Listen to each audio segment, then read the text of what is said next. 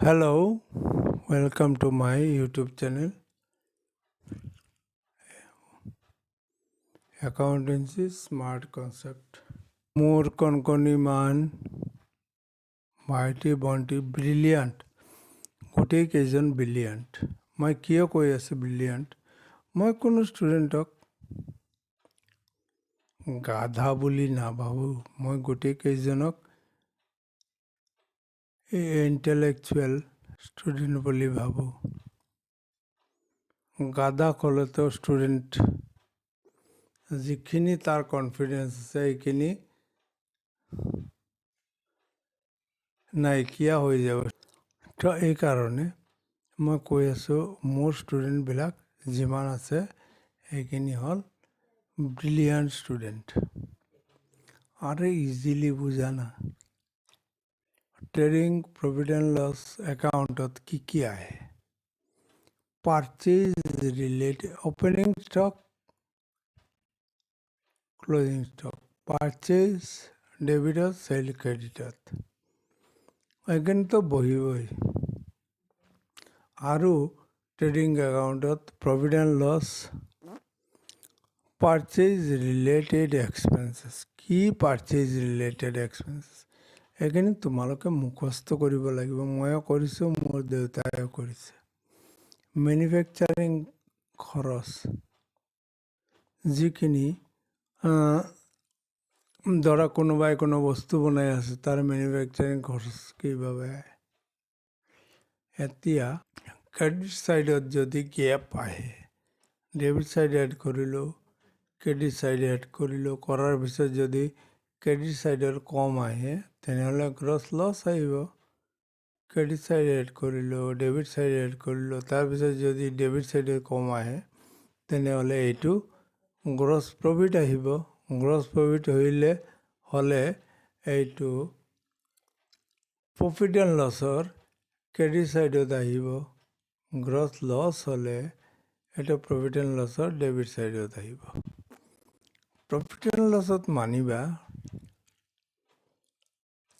Profit and লছত এইখিনি বস্তু মানি চলিবা যে প্ৰফিট এণ্ড লছৰ ট্ৰেডিঙত যিমান আহে ডাইৰেক্ট এক্সপেঞ্চেছ আৰু ডাইৰেক্ট ট্ৰেডিং একাউণ্টত ডাইৰেক্ট মানে এক্সপেঞ্চেছবিলাক এড কৰিলোঁ, ইনডাইৰেক্ট এক্সপেঞ্চেছ এইবিলাক আহিব প্ৰফিট এণ্ড লছত। হৈ গ'ল। প্ৰথমতে তোমালোকে বনাবা, এইবিলাক চাৰ্ট তোমালোকে মুখস্থ কৰিব লাগিব। ময়ো কৰিছিলোঁ, মোৰ দেউতাইও কৰিছিলে। ঠিক আছে। এইখিনি হ'ল ট্ৰেডিং একাউণ্ট। বেলেঞ্চ শ্বীটত ইনডাইৰেক্ট এক্সপেঞ্চেছ, ইনডাইৰেক্ট ইনকাম। আমাৰ কাপোৰৰ বিজনেছ, কাপোৰ বেছি কিনি যিমান পইচা পাম এইটো যাব ট্ৰেডিঙত। আৰু মই যদি কোনো কোম্পানীৰ শ্বেয়াৰ কিনা, কিবা কিনা, সেইবিলাক যিখিনি ইনকাম পাম সেইখিনি হ'ব ক্ৰেডিট। আৰু যিখিনি এক্সপেঞ্চেছ বিজনেছ চলোৱাৰ কাৰণে লাগে কিন্তু ট্ৰেডিঙত যোৱা নাই, এইখিনি এক্সপেঞ্চেছ আহিব প্ৰফিট এণ্ড লছত। এইটো চাৰ্ট মুখস্থ কৰিব লাগিব। আৰু এছেটছ এণ্ড লাইবিলিটি, প্ৰথমতে তোমালোকে trading and profit and loss বনাই ল'বা। তাৰপিছত বেলেঞ্চ শ্বীট আহিলে, বেলেঞ্চ শ্বীটৰ কনচেপ্টটো হ'ল বেলেগ।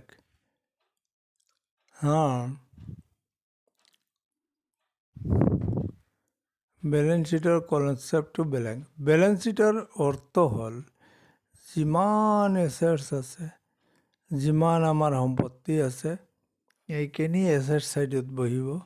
যিমান পাবলগীয়া বস্তু আছে মানুহৰ পৰা এইখিনি মই ডেবিট কৰিম। আৰু যিখিনি দিবলগীয়া আছে, মানুহ বেলেগক দিবলগীয়া আছে এইখিনি মই ক্ৰেডিট কৰিম।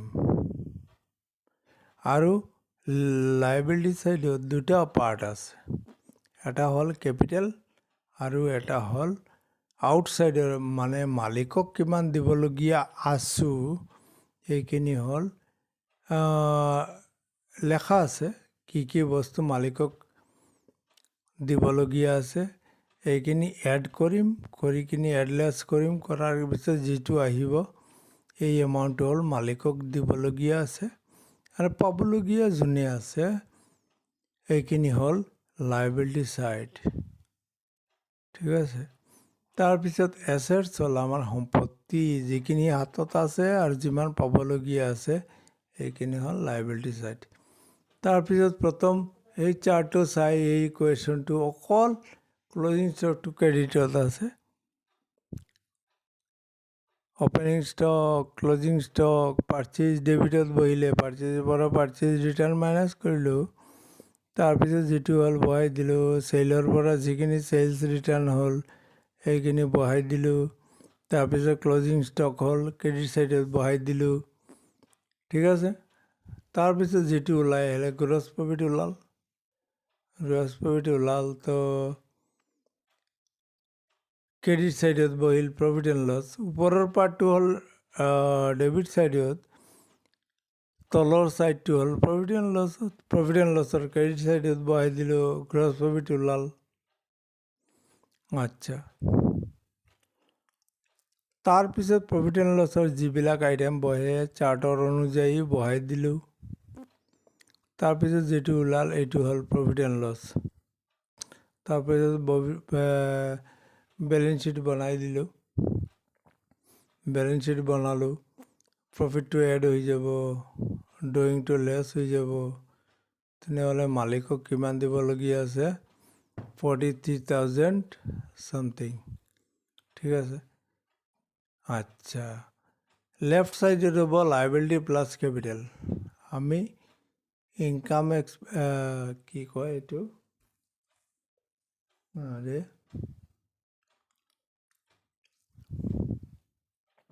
একাউণ্টিং ইকুৱেশ্যন কৰিছোঁ দেখিলোঁ লাইবিলিটি প্লাছ কেপিটেল লাইবিলিটি মানে যিমান দিবলগীয়া আছে বাহিৰৰ মানুহক এইটো আমি লিখিলোঁ লেফ্ট ছাইডত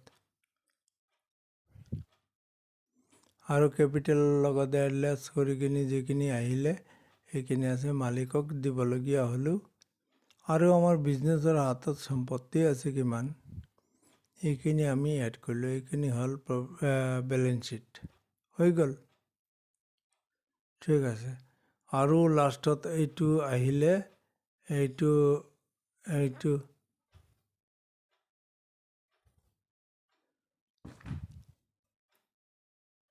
এইটো হ'ল বেলেঞ্চ শ্বীট ঠিক আছে ট্ৰেডিং একাউণ্ট প্ৰথমতে বনালোঁ তাৰপিছত প্ৰফিট এণ্ড লছ বনালোঁ প্ৰফিট এণ্ড লছৰ পৰা যিখিনি ওলাল কেপিটেলৰ লগত এড হৈ গ'ল ঠিক আছে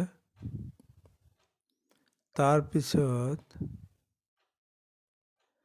এছেটছ যিখিনি হ'ল এছেটছ মানে আমাৰ সম্পত্তি হাতত আছে সম্পত্তি ইমান আৰু পাবলগীয়া কিমান আছে এইখিনি বহালোঁ ৰাইট ছাইডত এছেট ছাইডত পাবলগীয়া আছে আৰু যিখিনি দিবলগীয়া আছে লেফ্ট ছাইডত লিখিলোঁ আৰু মালিকক কিমান দিবলগীয়া আছে এইখিনি মই মালিকৰ কেপিটেলৰ লগত এড কৰিলোঁ এড কৰি কিনি লেছ কৰিলোঁ যিমান লেছ কৰিব লাগে আৰু ড্ৰয়িং চয়িং থাকিলে লেছ কৰিব লাগে তাৰপিছত যিখিনি ওলাল এইখিনি হ'ল মালিকক দিবলগীয়া আছোঁ ইমান আৰু লাইবিলিটি হ'ল বাহিৰৰ মানুহক দিবলগীয়া আছোঁ ইমান আৰু আমাৰ হাতত সম্পত্তি আছে আমি কাৰ একাউণ্ট কৰি আছোঁ আমি সদায় বিজনেছৰ একাউণ্ট কৰি আছোঁ হৈ গ'ল আগত জাৰ্নালত কৰাইছিলোঁ এই জাৰ্নালটো চাই ল'বা আৰু ক্লিয়াৰ হ'ব তো এইখিনি মই বুজি পালোঁ যে চাৰ্টটো শিকিব লাগিব ট্ৰেডিঙত কি বস্তু আহে প্ৰফিট এণ্ড লছত কি বস্তু আহে এইখিনি হ'ল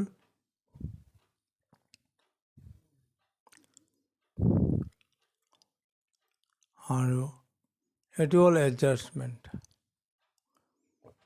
ৱেজেছ আউটষ্টেণ্ডিং ৱেজেছ হৈ গ'ল মানে আউটষ্টেণ্ডিং দিবলগীয়া আছোঁ এড কৰিলোঁ ৱেজেছত বহে তাৰ লগত এড কৰি দিলোঁ 100 যিটো প্ৰফিট এণ্ড লছত এড কৰিব লাগে সেইখিনি এড কৰি দিলোঁ আৰু ববিন লেফ্ট ছাইডত এড কৰি দিলোঁ এইটো লাইবিলিটি হ'ল ঠিক আছে এইখিনি তোমালোকে শিকিব লাগিব চাৰ্টটো শিকিব লাগিব আৰু এডজাষ্টমেণ্টৰ বস্তুবিলাক ক'ত ক'ত বহে এইখিনি জানিব লাগিব আৰু আউটষ্টেণ্ডিং আৰু প্ৰিপেইড হ'লে কি হয় এইখিনি জানিব লাগিব আউটষ্টেণ্ডিং হ'লে লাইবিলিটিত বহিব দিবলগীয়া আছোঁ আমি আৰু প্ৰিপেইড হ'লে এছেটছত যাব এইখিনি তোমালোকে বুজি ল'বা এইখিনি আজি প্ৰথম ফাইনেল একাউণ্টৰ এইখিনি বস্তু শিকালোঁ ঠিক আছে থেংক ইউ ভেৰি মাছ